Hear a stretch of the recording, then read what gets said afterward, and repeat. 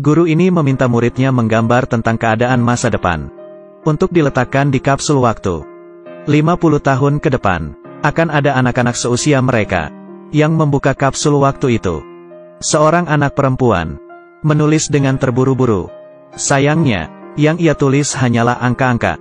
Tidak ada yang mengerti, sampai gurunya mengambil surat miliknya, yang belum selesai ditulis. Kapsul itu dikubur dalam tanah. Anak perempuan itu menghilang. Si guru menemukan anak itu di dalam ruang peralatan. Tapi si anak masih saja menulis. Menggunakan jarinya hingga terluka. Dia akhirnya selesai menulis. 50 tahun kemudian, kapsul itu digali. Dan seorang anak lelaki mengambil sepucuk surat. Dia tercengang.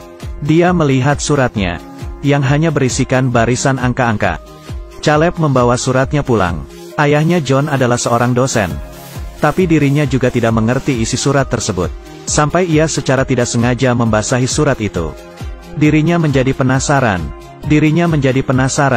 Mengecek serangkaian angka tersebut melalui internet.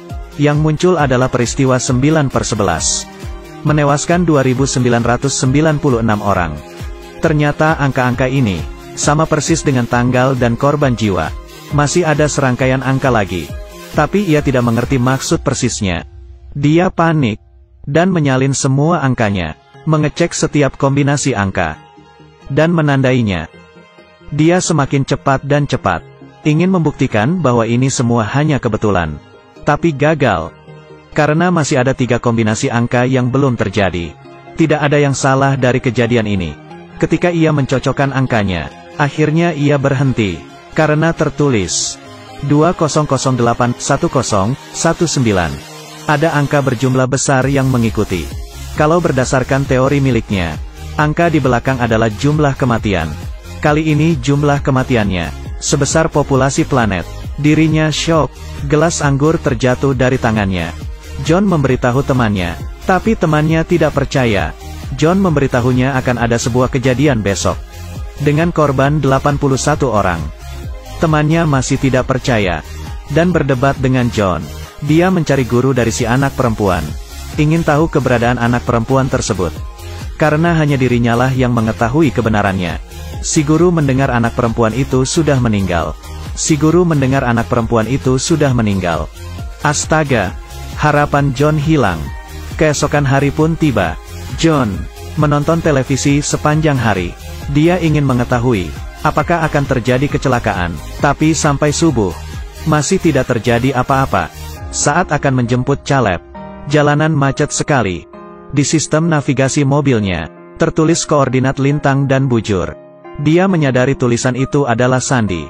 Bisa saja koordinat, dan kecelakaan itu diprediksi akan terjadi di jalanan ini. John keluar dari mobil untuk mencari tahu apa yang terjadi. Lalu, sebuah truk terguling, tapi tidak ada yang meninggal. Kecelakaannya bukan saat ini, tapi saat itu juga. Orang di depannya panik dan lari.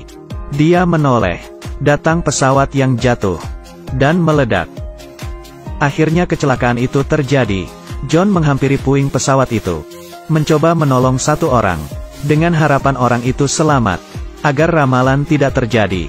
Tapi pesawat meledak kembali.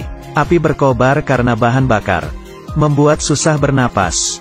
Dalam musibah itu, tidak ada yang bisa dilakukan. Berita melaporkan, korban jiwa sejumlah 81 orang. Sama dengan ramalan di kertas itu. Tuhan pasti sedang bercanda.